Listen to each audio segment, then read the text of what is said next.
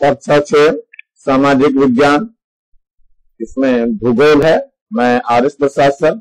आज आप लोगों को अध्याय 2 ग्लोबल अक्षांश एवं देशांतर, मतलब ग्लोब अक्षांश एवं देशांतर के बारे में पढ़ाने जा रहा हूं। इसके प्रश्न उत्तर इसमें दिए हुए। चलिए थोड़ा बहुत जानते हैं इसमें होते क्या है। ये आपको ग्लोब दिखाई दे रहा है, ये ग्लोब है आपका, और ये इसमें अक्ष है जो यहाँ पे दिखाई दे रहा है। ये जो है अक्ष है आपका बनाया हुआ, ये इस अक्ष पे ये पृथ्वी घूमती हुई दिखाई दे, ये आप लोगों ने देखा होगा। और इसी ग्लोब को ये बांटा गया है। ये पहले उत्तरी ध्रुव को दिखाई दे रहा है, ये उत्तरी ध्रुव है, और नीचे की ओर दक्षिणी ध्रुव यहाँ पे रहता है। और ये जो है विषुवत वृत्त दिया गया है जो बिल्कुल इसके पीछे बीचों बीच है पृथ्वी के। जैसे जैसे ऊपर बढ़ते हैं वैसे वैसे ये 20 डिग्री उत्तरी गोलार्ध है, 40 डिग्री उत्तरी गोलार्ध है, 60 डिग्री उत्तरी गोलार्ध, 80 डिग्री उत्तरी गोलार्ध, यानी इतने अंश उत्तरी गोलार्ध। और नीचे की ओर बढ़ेंगे तो ये 20 अंश दक्षिणी गोलार्ध की ओर बढ़ता जाएगा, ये दक्षिणी गोलार्ध है। चलिए इसको देखते हैं अगले क्रम में। ये महत्वपूर्ण अक्षांश एवं ताप कटिबंध दिए हुए हैं। तो ये उत्तरी ध्रुव आपको दिखाई दे रहा है, ये उत्तरी शीत कटिबंध है। उत्तरी ध्रुव व्रत कहलाता है ये। उत्तरी शीतोष्ण कटिबंध ये है आपका। फिर कर्क रेखा है, कर्क रेखा की कितने पे है? 23.5 डिग्री उत्तरी ध्रुव की ओर है। इसके बाद उष्ण कटिबंध आता है, बिल्कुल ठीक जैसे ऊपर से नीचे है ऐसे नीचे से ऊपर भी जाएगा। तो चलिए देखते हैं ये विषुवत वृत्त आ गया। फिर इसके बाद मकर रेखा आ गई। मकर रेखा ध्यान रखना 23.5 डिग्री दक्षिणी गोलार्ध की ओर है। फिर आता है दक्षिणी शीतोष्ण कटिबंध, फिर आता है दक्षिणी ध्रुव व्रत, फिर दक्षिणी शीत कटिबंध। मतलब ये ऊपर और नीचे ये दक्षिणी ध्रुव है। दक्षिणी ध्रुव और उत्तरी ध्रुव पर हमेशा ठंड पड़ती रहती है, बच्चों ध्यान रखना, इनसे हमेशा ठंड पड़ती रहती है, इसलिए इन्हें दक्षिणी शीत कटिबंध कहते हैं, इसको उत्तरी शीत कटिबंध कहते हैं। चलिए आगे की ओर बढ़ते हैं अपने भारत की तरफ। ये हमारा भारत हमारा जो घिरा हुआ है वो 68 डिग्री पूर्व और ये 82.5 डिग्री पूर्व है, और ये 97 डिग्री पूर्व की है। ये आपको दिखाई दे रहा है, इसके बीच में हमारा भारत है। और ये बीचों बीच जो है ये मानक यानी उत्तर रेखा गुजर रही है हमारी, ये है मानक यानी उत्तर रेखा। तो ये भारत का मानक यानी उत्तर है, इसको आप लोग अच्छी तरह से याद करेंगे। चलिए अगले इसमें प्रश्न की ओर। पृथ्वी का सही आकार क्या है? तो पृथ्वी पूरी तरह फुटबॉल की तरह गोल नहीं है, अपितु दोनों ध्रुवों पर थोड़ा चपटी आकृति दिए गए हैं, और यही कारण है कि यह आकार पृथ्वी को नया नाम भू आब का नाम प्रदान करती है। तो ये आप लोगों को याद रखना है। ये है आपका अक्ष जो दिखाई दे रहा है, जिसके चारों ओर ये घूमती है पृथ्वी, जैसे घूमती रहती है। और ये ऊपर की ओर जो होता है ये उत्तरी ध्रुव है, और नीचे की ओर दक्षिणी ध्रुव। अगला है ग्लोब क्या है? तो ग्लोब मैंने अभी दिखाया था आप लोगों को, बिल्कुल वैसे ही है। पृथ्वी के त्रिआयामी, यानी कि जो इसका 3 डायमेंशन फिगर होती है, पृथ्वी के त्रिआयामी प्रतिरूप को ग्लोब कहते हैं, जिसके माध्यम से पृथ्वी का आकार, अक्षांशों व देशांतरों की सही जानकारी मिलती है। तो ये आपको अक्षांश दिखाई दे रहे हैं, जो ये क्षैतिज रेखा चलती है, ये वाली जो रेखा चलती है, इस रेखा को हम क्या कहते हैं? अक्षांश कहते हैं। और ये देशांतर रेखाएं ऊपर से नीचे की ओर चलती है, ये जो ऊपर से चल रही है नीचे की ओर चलती हुई चली आ रही है, ये वाली रेखा ध्यान से देखिएगा, जो मैं फैन चला रहा हूँ इससे। ये रेखा की पूरी जाकर के दक्षिणी ध्रुव को जाकर मिल जाती है, ये है देशांतर रेखा। और ये जो बीचों बीच दिखाई दे रही है 0 डिग्री वाली होती है, मध्य में बिल्कुल गुजर रही होती है, तो 0 डिग्री बोलते हैं। और ये ऊपर से नीचे है, ये भी 0 डिग्री दिखाई दे रही है आपको, ये मानक रेखाएं कहलाती है। जो ऊपर से नीचे की ओर जा रही है, ये क्षैतिज दिशा में जा रही है, ये सारी क्या है? मानक रेखा। चलिए आगे की ओर बढ़ते हैं थोड़ा सा। ये है हमारे पास कर्क रेखा का अक्षांश, ये मान क्या है? ये प्रश्न भी बहुत पूछा जाता है। तो कर्क रेखा यहाँ पे देखो दिखाई दे रही है, ये वाली कर्क रेखा है, ये जो आपको दिखाई दे रही है, ये कर्क रेखा खींची गई है। ये जो होती है 23 डिग्री 30 मिनट उत्तरी अक्षांश, 23 डिग्री 30 मिनट ये दिखा है कर्क रेखा का अक्षांश। ये मान जो है 23 अंश 30 मिनट उत्तरी अक्षांश है। तो ध्यान रखना बच्चों, कितना है इसका? 23 अंश है, 30 मिनट है, और क्या है? उत्तरी अक्षांश है। तो ये आपको याद रखना है इसको। चलिए आगे की ओर बढ़ते हैं थोड़ा हम। 11 पृथ्वी के 3 तापीय कटिबंध कौन कौन से? 3 ताप वाले कटिबंध कौन से हैं? पृथ्वी के 3 तापीय कटिबंध कौन से? पहला आता है उष्ण कटिबंध, तो फिर शीतोष्ण कटिबंध आता है और शीत कटिबंध आता है। तो ये ऊपर की तरफ जो ब्लैक से दिखा हुआ है ये शीत कटिबंध है, ये शीत कटिबंध है, शीत कटिबंध है। ये वाला पोर्शन आपको दिखाई दे रहा है, बीच वाला जो है ये दिखाई दे रहा है आपको, ये वाला हिस्सा ये है शीतोष्ण कटिबंध, ये इसका नाम है शीतोष्ण कटिबंध। इसके बाद ये बीच में जो दिखाई दे रहा है जिसपे 0 डिग्री दिखाई दे रहा है ये है उष्ण कटिबंध, और नीचे जो है ये शीतोष्ण कटिबंध दिखाई दे रहा है आपको, नीचे वाला, सबसे नीचे वाला जो है शीत कटिबंध है। नीचे की तरफ दक्षिणी ध्रुव है, ऊपर की तरफ उत्तरी ध्रुव है। तो ये ध्यान रखना, ये 3 हिस्सों में बटा हुआ है आपका। कौन कौन से हैं? उष्ण कटिबंध है, शीतोष्ण कटिबंध है और शीत कटिबंध है। शीत कटिबंध ऊपर नीचे है, इसके जैसे ऊपर बढ़ते ऊपर नीचे शीतोष्ण कटिबंध आता है, और बीचों बीच ठीक है उष्ण कटिबंध। उष्ण कटिबंध में बहुत ज्यादा गर्मी और शीत कटिबंध में बहुत ज्यादा ठंडी पड़ती है।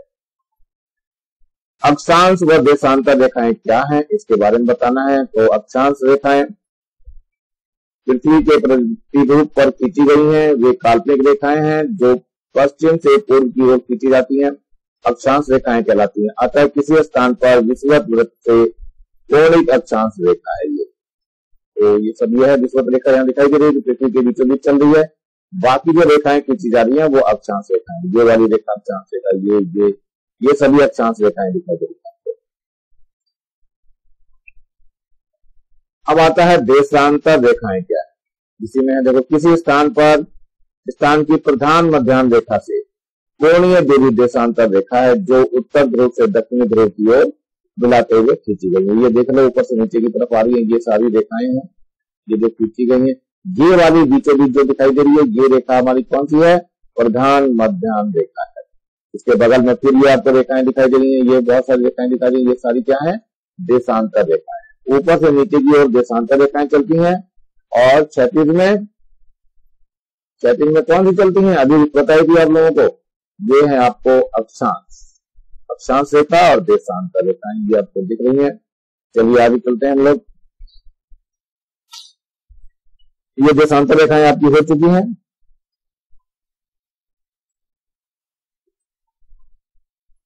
अब आता है ऊष्मा की सबसे अधिक मात्रा उष्ण कटिबंध क्यों प्राप्त करते हैं। चलिए देखते हैं।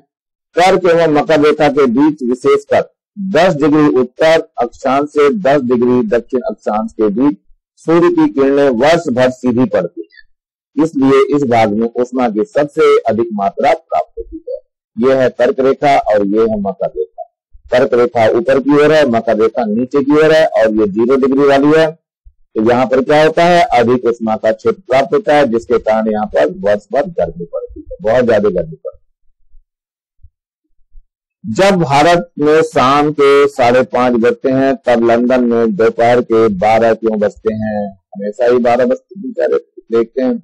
इसलिए ऐसा होता है क्योंकि दोनों की देशांतरीय रेखाएं स्थिति अलग अलग है। जैसे नंबर 1 है 0 डिग्री देशांतर रेखा पर लंदन, जबकि भारत की मानक रेखा जो है 82°30' पूर्वी देशांतर रेखा है। लंदन व भारत के बीच 82°30' देशांतर रेखाओं का अंतर है। नंबर 3 है सूर्योदय पूर्व में होता है, अतः सौर किरणें पूर्व से पश्चिम की ओर बढ़ते समय एक देशांतर पार करने में 4 मिनट का समय लेती है। अतः गणितीय विधि अनुसार भारत से लंदन के बीच प्रकाश की किरणों को दूरी पार करने में 82°30' गुना 4 यानी 330 मिनट की अवधि लगेगी। इस मिनट को घंटे में अर्थात 5 घंटे 30 मिनट होगा। इसलिए लंदन का समय भारतीय समय से 5 घंटे 30 मिनट पीछे रहता है। चलिए अच्छी बात है। तो आगे चलते हैं, हम प्रश्नों को सही चिंता करेंगे, कौन कौन से उत्तर सही है इसके बारे में लिखना हमें। तो पहला है प्रमुख याम्योत्तर का मान क्या है। प्रमुख याम्योत्तर का मान 0 डिग्री है, इसको याद कर लेना। दूसरा है शीत कटिबंध किसके नजदीक पाया जाता है। शीत कटिबंध किसके नजदीक पाया जाता है? तो ये ध्रुवों के नजदीक पाया जाता है। नंबर 3 है देशांतरों की कुल संख्या है, कितनी है कुल संख्या देशांतरों की? तो 360 है, ये अच्छे से याद कर लेंगे। नंबर 4 है दक्षिण ध्रुव वृत्त स्थित है। दक्षिण ध्रुव वृत्त कहाँ स्थित है? ये उत्तरी गोलार्ध में स्थित है। चलिए नंबर 5 है, ग्रिड किसका जाल है। ग्रिड बताना है किसका जाल है, तो ये है अक्षांशों का, मतलब समांतर रेखाओं एवं देशांतरीय रेखाओं का जाल। चलिए इसके बाद देखते हैं खाली स्थान भरना है। मकर रेखा कब स्थित है। मकर रेखा कहाँ स्थित है, दक्षिणी अक्षांश पर, तो यहाँ क्या लिखेंगे, दक्षिणी अक्षांश।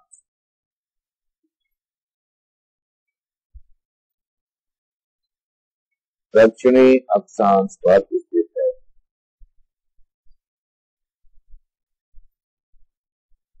नंबर 2 है, भारत का मानक याम उत्तर है। क्या है भारत का याम, ये आपका दिखाया था मैंने 22 यानी ये 82.5 अंश पूर्वी देशांतर, इतने पूर्वी देशांतर।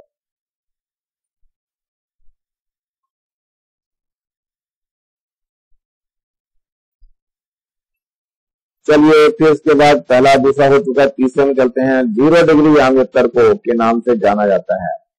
0 डिग्री को हम किससे जानते हैं, प्रमुख याम उत्तर, इसको कहते हैं प्रमुख याम उत्तर। इसके बाद आता है चौथा, देशांतरों के बीच की दूरी की तरफ घटती है। ये है ध्रुवों की ओर घटती है, तो यहां लिखना है ध्रुवों, ध्रुवों की ओर घटती है। नंबर 5 है, उत्तरी ध्रुव व्रत गोलार्ध में स्थित है, तो ये दक्षिणी गोलार्ध में स्थित, क्या लिखना है, दक्षिणी गोलार्ध में स्थित है। चलिए आगे प्रश्न की तरफ बढ़ते हैं हम लोग। यह है पृथ्वी के अक्ष विषुवत व्रत, कर्क रेखा एवं मकर रेखा, उत्तरी ध्रुव व्रत तथा दक्षिणी ध्रुव व्रत को दर्शाते हुए एक चित्र बनाइए। तो ये चित्र नीचे दिखाया हुआ, ये उत्तरी ध्रुव है, ये दक्षिणी ध्रुव है। ये दक्षिणी ध्रुव व्रत है जो कि 66.5 डिग्री दक्षिणी गोलार्ध में है। इसके बाद ये उत्तरी ध्रुव व्रत है आपका, ये भी 66.5 डिग्री उत्तरी ध्रुव में है, उत्तरी गोलार्ध में है। इसके बाद आ गई ये कर्क रेखा है हमारी, ये कर्क रेखा दिखाई दे रही है, ये कितनी है, 23.5 अंश उत्तरी गोलार्ध में है। ये बृहत व्रत है, यानी विषुवत व्रत है, जिसको विषुवत रेखा बोलते हैं। नीचे मकर रेखा दिखाई दे रही है आपको, मकर रेखा जो है 23.5 अंश दक्षिणी गोलार्ध में स्थित है। तो ये सारे गोलार्ध आप बना सकते हैं, चित्र को आप लोग आराम से बना लेंगे। और ये जो रेखाएं दिखाई दे रही है, रेखाएं ऐसे ही खींची जाएंगी, सीधी रेखाएं नहीं खींची जाएंगी, ये गोले पर बनी हुई रेखाएं हैं, इसलिए इसको वक्राकार ही खींची। आगे चलते हैं। नंबर 1, पृथ्वी के प्रतिरूप के रूप में जाना जाता है, किसको जाना जाता है, ग्लोब को जाना जाता है। ये पहला है ग्लोब। कर्क रेखा का अक्षांश मूल्य कितना है, कर्क रेखा का अक्षांश मूल्य मैंने बता दिया था, ये है 23.5 अंश उत्तरी अर्धगोलार्ध में है। ये आपका डी वाला ऑप्शन सही है इसका। तीसरे में देखिए ये दोनों हो चुके हैं। तीसरा है, भारत की मानक देशांतर रेखा है, तो बाकी ये है 82 डिग्री 30 मिनट पूर्वी देशांतर। तो इस तरह से आप लोग कर लेंगे इन प्रश्नों को आसानी से। अगला है, मकर रेखा किस गोलार्ध में स्थित है, ये बताना है कौन से गोलार्ध में है, तो ये आपका दक्षिणी गोलार्ध। इसके बाद आते हैं, उत्तरी ध्रुव में ताप कटिबंध होगा, उत्तरी ध्रुव में कौन सा ताप कटिबंध होगा, तो ये आपका शीत ताप कटिबंध होगा। विश्व का प्राकृतिक समय मापक क्या है, तो विश्व का प्राकृतिक समय मापक सूर्य है। सूर्य की सहायता से ही हम सब चीज नापते हैं, यानी समय को देखते हैं। अक्षांश वृत्तों की सबसे छोटी व सबसे बड़ी वृत्त कौन सी है, तो अक्षांश वृत्तों की सबसे छोटी वृत्त ध्रुवों में है और सबसे बड़ी वृत्त जो है विषुवत वृत्त है। देशांतर रेखाएं किस बिंदु पर जाकर के मिल जाती हैं, उत्तर स्टार देशांतर रेखाएं उत्तरी दक्षिणी ध्रुव पर जाकर मिल जाती है, जैसा कि चित्र में मैंने दिखाया था आपको। क्या अक्षांश वृत्तों की लंबाई समान होती है, नहीं। अक्षांश रेखाएं विषुवत या भूमध्य रेखा पर बड़ी जबकि ध्रुवों की ओर छोटी होती जाती हैं। अक्षांश वृत्त में सबसे बड़े वृत्त की लंबाई कितनी है, तो अक्षांश वृत्त में विषुवत वृत्त की सबसे बड़ी है, जिसकी लंबाई जो है वो कितनी है, 40,000 किलोमीटर है। समकोण पर कौन कौन सी रेखाएं एक दूसरे को काटती हैं? तो समकोण पर अक्षांशों व देशांतर रेखाएं एक दूसरे को काटती हैं।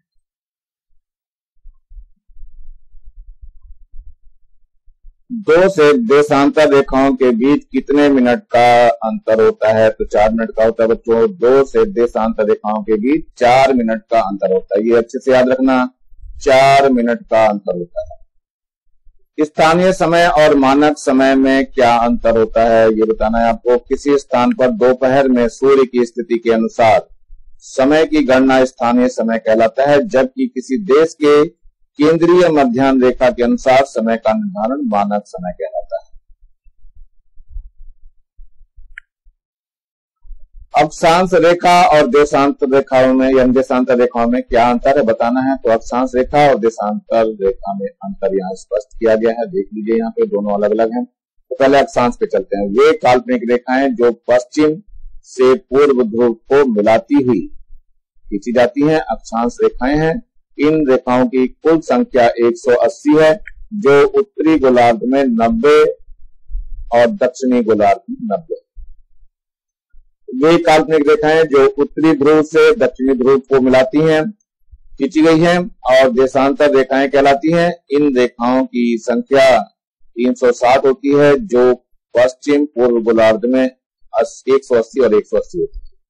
पश्चिमी और पूर्वी गोलार्ध में 180 करके बटी हुई होती है। इस तरह से ये दोनों रेखाओं में अंतर है। आगे चलते हैं। ग्लोब क्या है, फिर से आ गया है, इसकी 2 विशेषताएं भी बतानी है। तो ग्लोब पृथ्वी का त्रिआयामी प्रारूप है, जिस पर देश, महाद्वीप व महासागरों को उनके सही आकार में दिखाया जा सकता है। इसकी 2 विशेषताएं इस प्रकार है। नंबर 1, ग्लोब को आसानी से एक स्थान से दूसरे स्थान पर लाया व ले जाया जा सकता है। नंबर 2, ग्लोब स्थिर नहीं होता है, उसे इस प्रकार घुमाया जा सकता है जैसे लट्टू घूमता है। भारत और ऑस्ट्रेलिया के बीच क्रिकेट मैच खेला जा रहा है। मेलबर्न 150 अंश पूर्व देशांतर पर है। यह मैच मेलबर्न के स्थानीय समय अनुसार 10 बजे सुबह प्रारंभ होता है। भारतीय मानक समय के अनुसार हम मैच का प्रसारण कितने समय देख सकते हैं? उत्तर है इसका मेलबर्न जो है 150 अंश पूर्वी देशांतर पर है, जबकि भारतीय मानक रेखा 82 अंश 30 मिनट पूर्वी देशांतर पर है। दोनों मध्य देशांतरों का अंतर जो है ये घटाया गया। 150 अंश में से 82 अंश 30 मिनट को घटाया गया है, तो ये 68 डिग्री 30 अंश पूर्वी देशांतर आता है।